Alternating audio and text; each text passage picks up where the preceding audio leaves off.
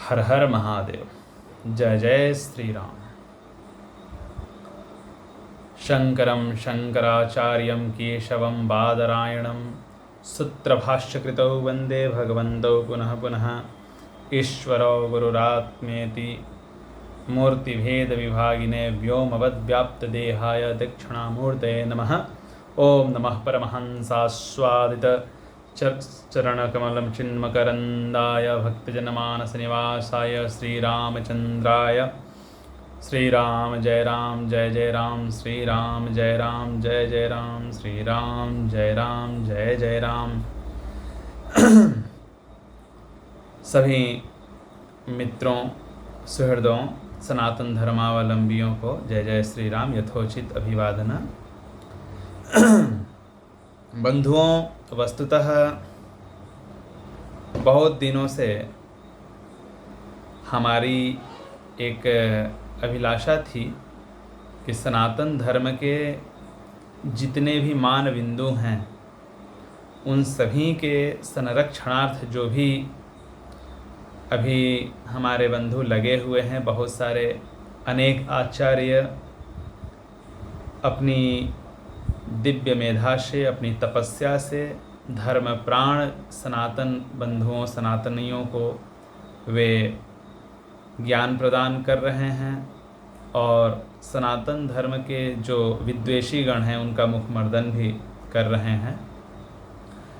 मेरी अभिलाषा यह थी कि हम भी अपना यत्किंचित योगदान इसमें दें और हमारे आचार्यों की भी, जिनसे हमने शिक्षा, दीक्षा, आचार, ज्ञान इत्यादि जो कुछ भी हमने ग्रहण किया, उनका भी ये आदेश था कि आप केवल शिक्षा लेकर के अपने पास ही न रखें। जिस प्रकार से जलद जो मेघ होता है वह सभी वर्षा के समय जो जल का अप्लावन होता है पृथ्वी पर, उन सबको ले करके पुनः सरिता से, समुद्र से, सबसे ले करके फिर पृथ्वी पर वह यथोचित स्थान पर उसको वर्षा के द्वारा उसको अप्लावित करता है, पुनः देता है, पुनः खींचता है।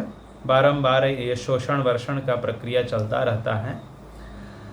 तद्वत हमें भी अपने जो भी शिक्षा है, हमारी जो विद्या है, जो सनातन धर्म का अनादि अजस्त्र अविच्छिन्न जो हमारी परंपरा है, वह सुचारू रूप से चलती रहे और इसमें जो भी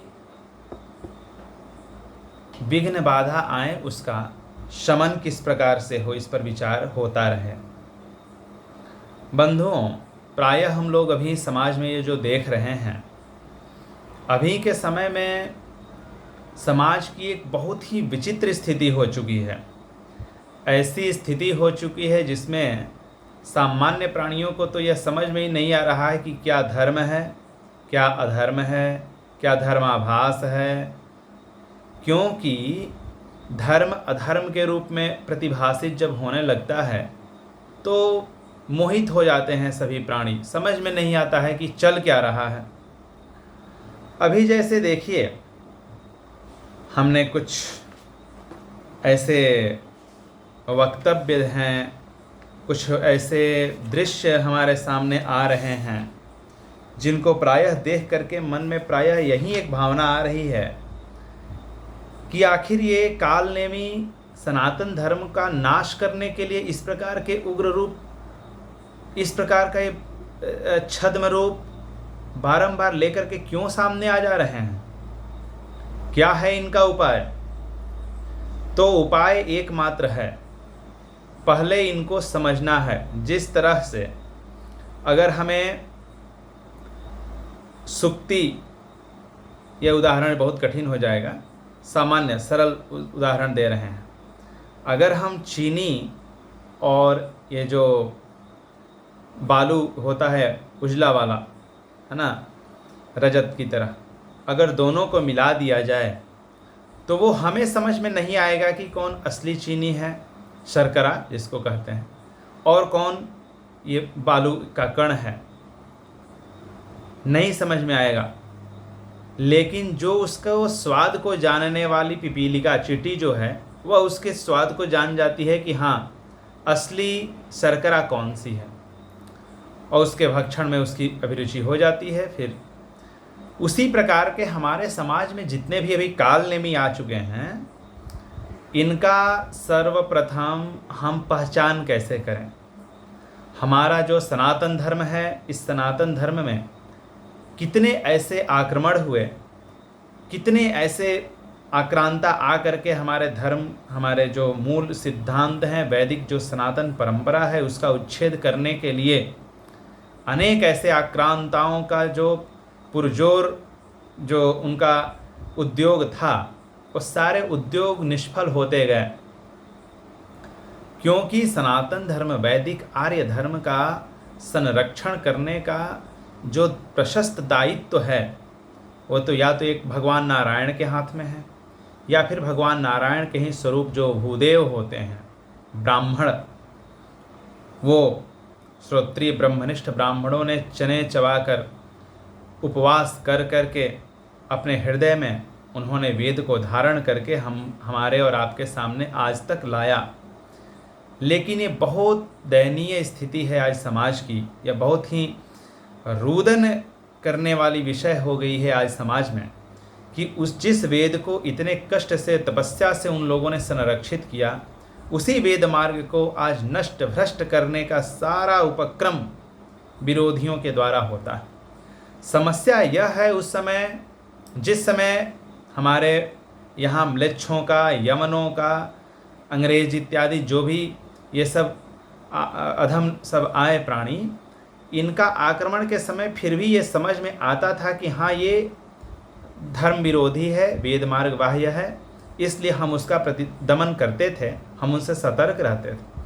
अभी के समाज में तो मेरी पीड़ा क्या है वो समझिए, और ये मेरी पीड़ा नहीं है, ये व्यक्तिगत पीड़ा नहीं है, ना ही मेरा कोई घर द्वार का कोई मसला है, ऐसा कोई विषय नहीं है। अपितु विषय यह है कि धर्म मार्ग के जितने भी प्रशस्त मार्ग वो नियम हैं, उन सबको छिन्न भिन्न करने का सारा उद्योग उन लोगों के द्वारा हो रहा है जो अपने आप को आचार्य कह रहे हैं, अपने आप को किसी मंच की शोभा बढ़ाने वाले विख्यापित करते हैं अपने आप को, उनके ही द्वारा उनसे सबसे अधिक भय है। हमें याद आ रहा है श्री मान्य पुरी के जगतगुरु शंकराचार्य भगवत्पाद ने कहा था कि आज ऐसी स्थिति आ गई है कि राम कथा कहने वालों से ज़्यादा भय है, कृष्ण की कथा कहने वालों से ही भय है धर्म को। ये उन्हीं के वक्तव्य हैं, पुराना वक्तव्य है, जिस वो युवावस्था के समय की वो बात है। और अभी तो और समय और विकृत हो चुका है, अभी तो पूर्ण रूप से जनमत भी प्राप्त कर रहे हैं, जनता पूरा वाह वाह कर रही है। अस्तु, अच्छी बात है, अगर कोई हमें जाते हैं अपने शिष्यों के यहाँ, तो हमको भी यथोचित जितना उनकी जो श्रद्धा है वे अपने अधिकारानुसार हमारा पूजन करते हैं, ठीक है, अस्तु। लेकिन इसका मतलब यह नहीं कि अब हम कुछ भी करेंगे, ये बात नहीं होती है। तो आज समय ऐसा आ चुका है कि जो कथा व्यास के पीठ पर बैठने वाले, जो शोभा बढ़ाने वाले जो तत्व हैं, उनके द्वारा ही उस सिद्धांत की हानि हो रही है। क्यों? जिस कथा वस्तु को जितने अंशों में आपको प्रस्तुत करना है, जिन तत्वों का जैसे प्रतिपादन करना है, उसमें अगर अंश भर अगर अधिक आप अगर कर रहे हैं, तो एक प्रकार से जो वेद पुरुष का जो शरीर है, उसमें अलग से आप कांटे चुभाने के जैसा आपने अलग से प्रतिपादित कर दिया। और अगर उसमें से कुछ कथा काट लिया, कुछ कथा हटा लिया, उसको प्रतिपादित ही नहीं किया, तो एक प्रकार से जिस तरह वे हमारे शरीर में से कोई मांस खींच लेता है, ऐसे इसको मानना चाहिए। क्योंकि अगर हम संकल्प करते हैं, हमने सप्ताह कथा के आयोजन हेतु हमने संकल्प लिया, और हमने संकल्प लेकर के आज से एक सप्ताह श्रीमद् भागवत पारायण का मैंने संकल्प लेकर के भगवान श्री कृष्ण भगवान नारायण से हमने यह वचन दे दिया कि हम कथा करेंगे। यजमान उसके लिए दीक्षित हो चुके, हमने उनको एक संकल्प करके वो कर दिया। अब उसके पश्चात अगर हमने रंगरलियाँ शुरू कर दी, नाचना गाना शुरू कर दिया, जो कथा व्यास का जो पीठ है वो साक्षात नारायण से परंपरा चली आ रही। भगवान सुखदेव, भगवान वेद व्यास, ऐसे महामुनिंद्र ज्ञानेंद्र अमलात्मा विमलात्मा का जो पीठ है, और उसके ऊपर से आप एकदम प्रलाप चल रहा है हमारे सामने। हम तो वस्तुतः बहुत सारे चीज़ देख नहीं पाते समाज में क्या चल रहा, क्योंकि हमारी अपनी परिपाटी है, लेकिन शिष्य कुछ दिखाते हैं, बताते हैं कि गुरुजी अमुक जगह पर ऐसा ऐसा हुआ, देख करके हम बड़े हतप्रभ रह जाते हैं। ऐसी स्थिति आ गई है समाज की। बैठ रहे हैं वेद व्यास जी के मंच पर, अपने आप को व्यास कहते हुए, ये तो लज्जा से डूब मरनी चाहिए अगर ऐसे आ रहे हैं, अगर ऐसे प्रसंग। तो कुछ भी वहाँ पर बैठ करके केवल दूसरे के ऊपर आक्षेप करना, हाँ, हम मतलब कुछ कहा नहीं जा सकता। इसलिए अब तो हम एक एक तत्वों का, ऐसे ऐसे तत्वों का पुरजोर खंडन करने के लिए ही हमारी इच्छा हुई है। और आचार्यों, जो हमारे आचार्य हैं, सब पदवाक्य प्रमाणज्ञ सब हैं, सब बहुत विद्वान आचार्य हैं सब, और उनका और सबका ऐसा ही भाव है कि ये जो हमारी जो परंपरा को विकृत करने का, भगवान बादरायण वेद व्यास जी, सुखदेव जी, हाँ, गौणपाद आचार्य का, गोविंद भगवत पाद का, भगवान शंकराचार्य भगवत पाद का, ये सब जो प्रशस्त परंपरा है, इस परंपरा में इतने सब असामाजिक तत्वों का प्रवेश अब होने लगा है। उस व्यासपीठ का घर घर जगत गुरु, सब जगत गुरु बने फिरे हैं। तो ये सब देख करके बड़ी विचित्र उन्माद चल गया है। तो ठीक है, अब यथोचित शास्त्र की सीमा में हमने भी ऐसा ही संकल्प किया है। जो भी शास्त्र की परिसीमा में जो खंडनीय होगा उसका खंडन किया जाएगा। शास्त्र की परिसीमा में जिसका मंडन करना होगा उसका मंडन किया जाएगा। करने योग्य अगर होगा तो मंडन किया जाएगा। यह परिपाटी हमारी जो प्राचीन रही है, केवल हमारा प्रमाद है कि इस प्रकार के असामाजिक तत्व हमारे बीच ये मरकटोत्पात कर रहे हैं। ये जो बंदर की तरह उछलने कूदने वाला जो क्रियाकलाप चल रहा है, घूंघट ओढ़ करके कथा कर रहे हैं, ये कितना निर्लज्जता है। पहले धीरे धीरे इसमें कितनी कथा का स्तर कैसे गिरता गया। सर्वप्रथम ये हुआ, चलो जो बिल्कुल विरक्त हो, अत्यंत जिसमें वेद वेदांग वेदोपांग इत्यादि जो भी अष्टादश या चतुर्दश विद्याओं के जो अध्येता रहे थे, ऐसे आचार्य उस पीठ पर बैठेंगे। पहले यह था। धीरे धीरे अन्य संप्रदाय, हम भी जगत गुरु हैं, हम भी जगत गुरु हैं, हाँ, कोई कह रहा है कि हम ब्रह्मसूत्र पर भाष्य लिख दिए तो हम अब बिल्कुल अब एक अपना अलग से संप्रदाय सर्जन करने की हम में शक्ति आ गई, विधाता ने दे दिया। इस प्रकार के भी तर्क हैं। तो इस प्रकार ये जितने भी अनर्गल प्रलाप हैं, पहले तो संप्रदाय का इसका मतलब कि अभी चूंकि जनता का ही स्तर, जो सामान्य जन है, जो बेचारे रोटी चावल दाल में अपना लगे रहते हैं, ऐसी जनता जो है वो बेचारी इस पर विचार करना छोड़ दी है। नहीं तो जगत गुरुओं का इस तरफ तांडव होगा। घर घर जगत गुरु। अभी वो कल पढ़ रहा था उसको तर्क संग्रह, और अभी लवकौंदी नहीं उसको है पूरा, और वो जगत गुरु हो गया। हाँ, हम डंडा लेकर के अब हम सबका निग्रह करेंगे जी। वाह, चले हैं बड़े। एक बैठा करके अपने शिष्यों के साथ में अगर शास्त्रार्थ करवा दूँ इसको, तो फिर इसको पता चल जाए कि हाँ क्या होती है विद्या, और क्या होता है पद, और क्या होता है व्यासपीठ। तो सर्वप्रथम इन्हीं सभी विषयों पर क्रम से इस प्रकार की अभिव्यक्ति होगी, समीक्षा होगी। जो भी समीक्षा होगी वह शास्त्र की विधि के अंतर्गत उसी की परिसीमा में, उसी की सीमा के अंतर्गत वो होगी। कभी भी अगर हमारे देश में अभी जो संविधान प्राप्त है, उन संविधानों के अंतर्गत जो भी विचार होते हैं, अगर हमने कोई अगर दंडनीय कार्य किया तो दंडनीय किस आधार पर है, इस बात की समीक्षा किसके द्वारा होती है? संविधान, जो ये लौकिक संविधान प्राप्त है अभी राष्ट्र को, इस लौकिक संविधान के द्वारा भी यह पहले देखा जाता है कि किस अनुच्छेद, किसके तहत हमारा जो कार्य है वह दंडनीय था।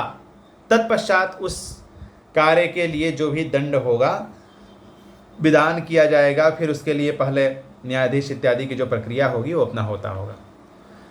तो तात्पर्य क्या है कि जब किसी भी व्यक्ति की समीक्षा अगर करना होगा तो सबसे पहले शास्त्र की सीमा में तो आएंगे। हैं आपके पास कोई सिद्धांत ही नहीं है, स्वयंभू बने फिरते हैं, वाह वाह, ना आपको अ व स का पता है, ना ही किसी परंपरा से आप आ रहे हैं प्रशस्त परंपरा का, ना तो आपको बल प्राप्त है, ना शिक्षा प्राप्त है। बैठाकर आमने सामने शास्त्रार्थ कर लिया जाए, फिर आपकी गिग्गी बच जाएगी, तो फिर आप तो करेंगे नहीं। तो इस प्रकार से हमें आज ये देखना है, और मैं आज सभी दर्शकों हमारे, तो मैं बहुत दिनों तक अपने बहुत सारे लोगों से अलग रहा, क्योंकि हमारी अपनी परिपाटी है और उस परिपाटी में हम लोग बहुत ज़्यादा ये सब प्रपंचों में लगना नहीं चाहते। लेकिन अब प्रपंच में नहीं लगने का यह मतलब ये तो नहीं है कि अब धर्म का मार्ग कोई उच्छेद करने लगे, कोई तांडव करने लगे, पाखंड फैलाने लगे और हम चुपचाप रहें, ऐसा भी तो नहीं है। चंदन को भी अगर बहुत ज़्यादा घिसोगे तो अग्नि प्रज्वलित हो ही जाएगी, चंदन जैसे शीतल तरु से भी।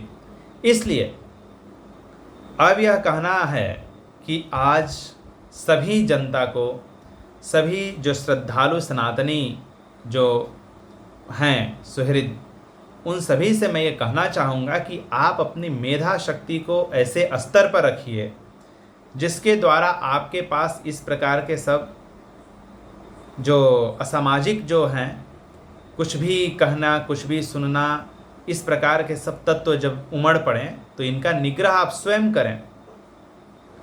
आपके पास वो कितना भी बड़ा आचार्य बन के आए, सबसे पहले समीक्षा करिए कि वो शास्त्र के किन किन बिंदुओं का पालन उसने किया। उस पालन करने वाले वो पालनीय जो विषय है, अगर उसका उल्लंघन कर रहा है, सबसे पहले तो आप ही के द्वारा निग्रहित हो जाएगा। मुंह में गाली होगी, आचार्यों को आप अपशब्द कहेंगे और फिर आप कहेंगे कि हाँ अरे हम तो बहुत बड़े आचार्य हैं। ये धिक्कार है। कैसे आज की जनता आपको सहन कर रही है, अभी तक झेल रही है, यह तो जनता के स्तर का चिंतनीय स्तर, यह स्तर जो है बड़ी चिंतनीय विषय हो जाती है कि कैसे जनता अपने स्तर को इतना गिरा ली है। कैसे कोई हमारे सबसे सर्वोच्च आचार्य के ऊपर अगर कुछ कहता है और उसके पश्चात आप उसको प्रश्रय दे रहे हैं। अभी सृष्टि का कोई आचार्य नहीं हुआ, अभी कोई पालन करने वाली शक्ति का कोई आचार्य नहीं हुआ, संहार करने वाली शक्ति उसके कोई आचार्य अभी तक किसी ने अपने आप को ख्यापित नहीं किया। अब निग्रह और अनुग्रह का आचार्य हो गए, निग्रह का भी आचार्य, और अनुग्रह वाले अभी नहीं आए हैं। तो इस प्रकार से सभी जो हमारे सामान्य जन हैं उनको ये समझना होगा कि हमारे समाज में किन किन तत्वों के द्वारा सबसे ज़्यादा हानियां हैं।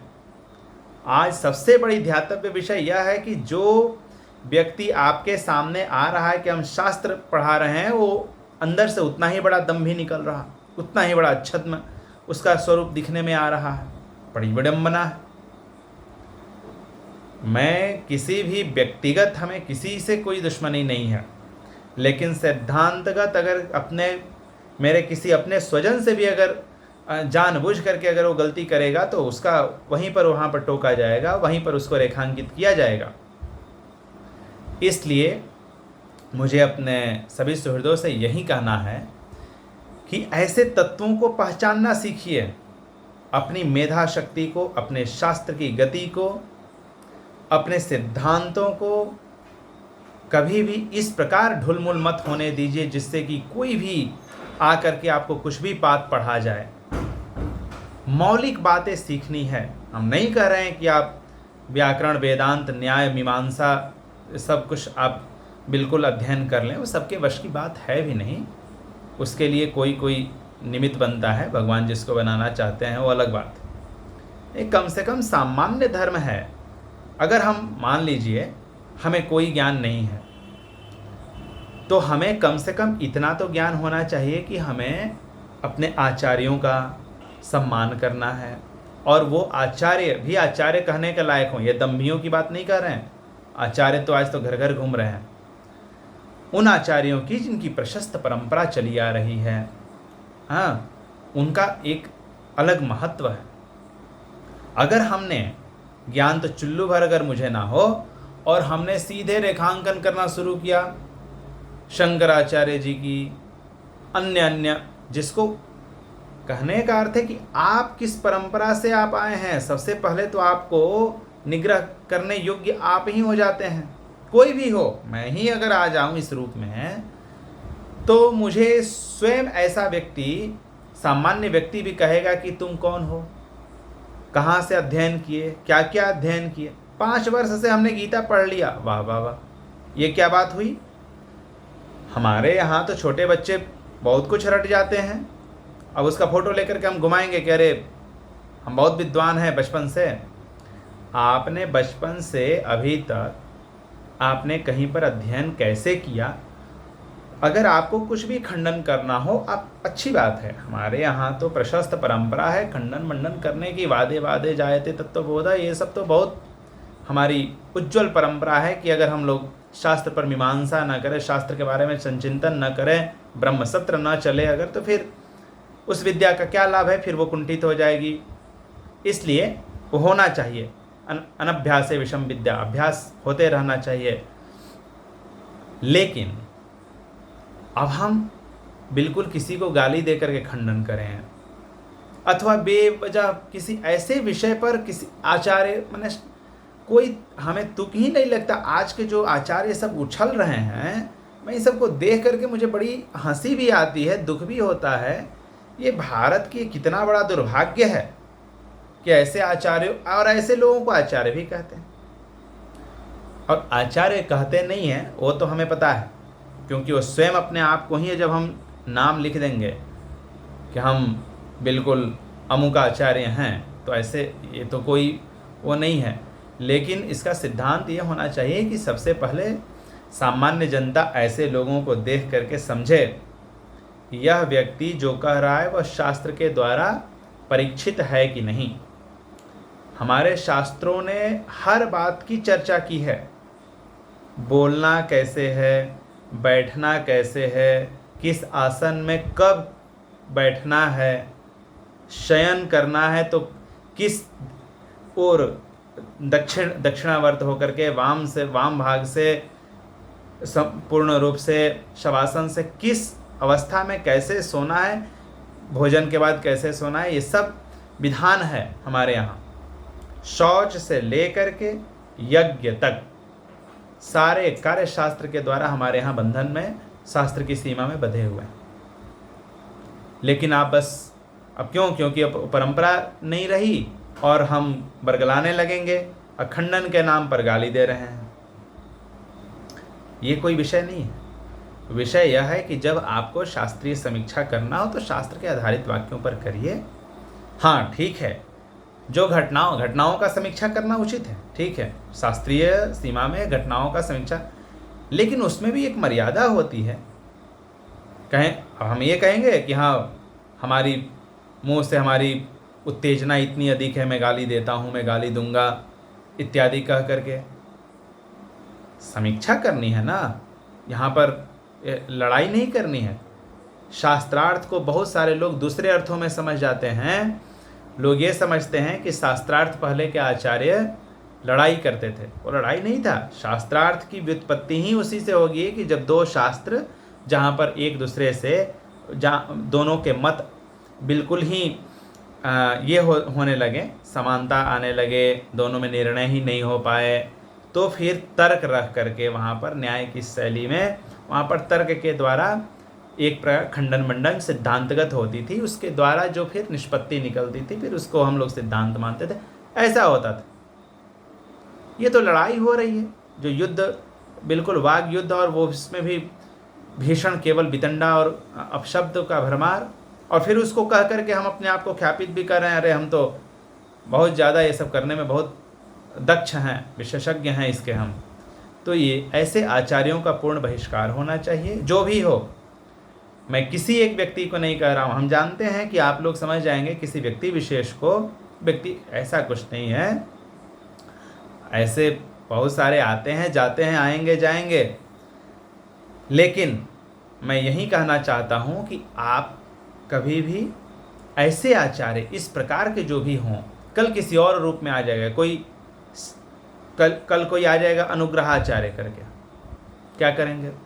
वो किसी और रूप में होगा तो आप क्या करेंगे? आप उसको भी झेलेंगे कि अरे अरे अभी बहुत बड़ा वरदान प्राप्त होकर के बहुत बड़ा विद्वान आचार्य हमारे बीच आया है, या अगर शंकराचार्य का अपमान करे तो भी सही है, या जो कहे वो साक्षात भगवतावतार है। तो इसलिए ऐसा नहीं है। हमारी सहिष्णुता किन चीज़ों के प्रति होनी चाहिए? धर्म की सीमा में सहिष्णुता उचित है। सहिष्णुता तब तक होनी चाहिए, हम शम दम उपरति के विरोधी नहीं हैं, लेकिन जो सहिष्णुता आपको निर्बल बना दे, नपुंसक बना दे, आपके धर्म पर आघात हो रहा है, आपके आचार्यों का अपमान हो रहा है और आप सहिष्णु बने हुए, ये कहाँ का न्याय है? इस तरह से नहीं। अपने आचार्यों के प्रति हमारी कृतज्ञता होनी चाहिए। उनको कोई भी हमारे रहते हुए अगर कोई उनका अपमान कर रहा है तो ये हमारा नैतिक धर्म है कि हम उसका यथाशक्ति खंडन करें।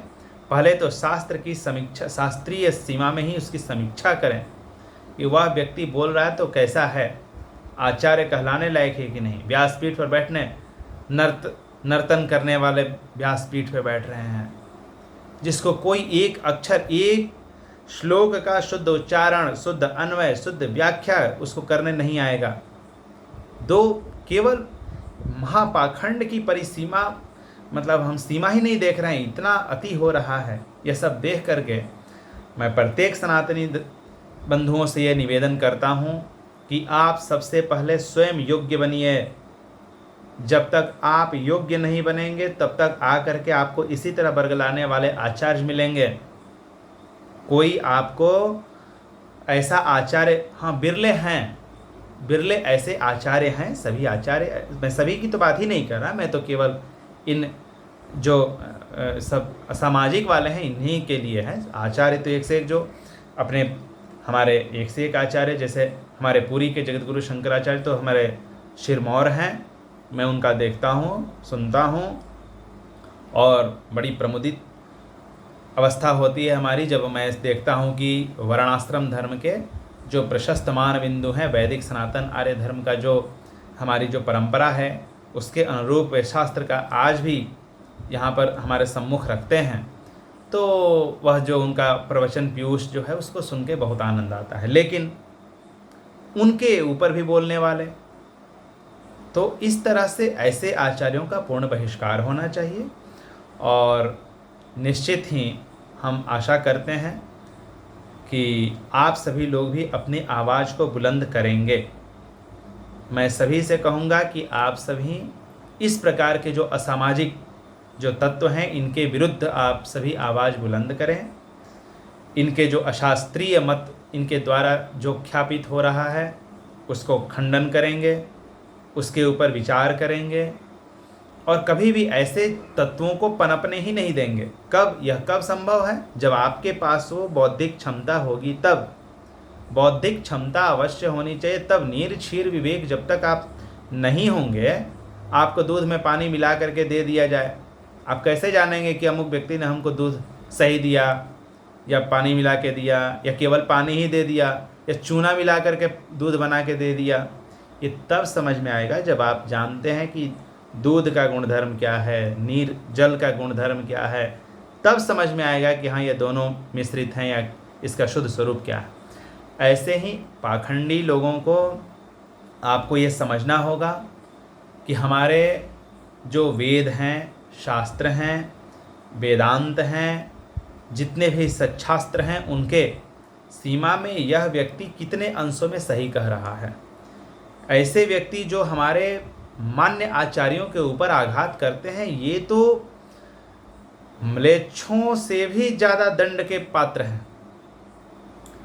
म्लेच्छ तो केवल हमें अपशब्द कहता है, गलत कहता है, हमारा जो भी जितने भी कार्य करता है वो उसकी सीमा में है, वो जानता है कि मेरा यही धर्म है, वो अपने अनुसार सही ही कर रहा, अपने जो उसका सिखाने वाला, जो उसका प्रेरक है, इस सब की सीमा में तो सही कर रहा। या ये लोग जो कह रहे हैं कि हम आचार्य हैं और बैठ करके वो सीधे उसी परंपरा को गाली दे रहे हैं जिस परंपरा ने आपको आज जीना सिखाया। धर्म का नाम, सनातन वेद का नाम लेने का जो हेतु बने पुनः धर्म संस्थापन के द्वारा, आप उन्हीं को कोसने लगे हैं।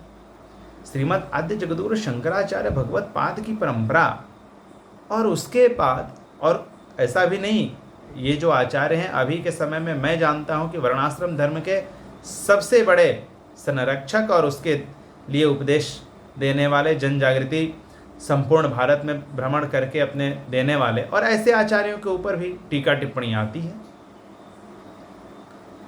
तो इस प्रकार के ऐसे लोगों को पहचानने की आवश्यकता है। और मैं आगे अन्य विषयों के ऊपर, अब ये आवश्यकता आ पड़ी है, ये काल की आवश्यकता है कि ऐसे जो जितने भी अवांछित पदार्थ हैं इनको हटा करके जल्दी उन्मूलन, कम से कम इनकी पहचान हो जाए, हम ये पहचान सके कि ये कौन हैं, किस रूप में हैं। धर्म के प्रति, धर्म के उत्थान हेतु इनकी सजगता कितनी है, इनका योगदान कितना है, इनके मनोभाव क्या हैं। ठीक है, अपने अपने संप्रदाय का उत्कर्ष हेतु आप प्रयत्नरत रहिए, ठीक है, जो भी है, लेकिन आप दूसरे जो सत संप्रदाय हैं उसके ऊपर क्यों आप आक्षेप कर रहे हैं। अच्छी बात है, आप सबके आज तो घर घर जगत गुरु बन रहे हैं, जो कि हमारे लिए, पूरे भारतीय समाज, पूरे सनातन धर्मावलंबियों के लिए एक बहुत बड़ा दुख का विषय है सब। लेकिन दूसरे के ऊपर आक्षेप करेंगे तो फिर श्रद्धा बिगड़ रही है और फिर ये बहुत विसंगति हो रही है। इसलिए अब बहुत अधिक समय न लेकर के मैं यही कहूँगा कि इन सभी विषयों पर जितने भी सनातन धर्म के मान बिंदुओं को हिलाने वाले जो भी ऐसे जो व्यक्ति हों, ऐसे जो तत्व हों, इनके लिए आप सभी मुखर होकर के सामने आएँ। और जब तक आपके, यानी जो हमारी जनता है, वो जब तक जागरूक नहीं होगी तब तक इनका ये जो उत्पात है ये सब चलता रहेगा, ऐसे ही चलेगा, है ना। आज कोई नाच रहा है, कल आकर के अभी मैं देख रहा हूँ नर्तकियों को बुला करके मंच के पास से नर्तन कराया जा रहा है। तो ये सब स्थितियां हैं भारत की।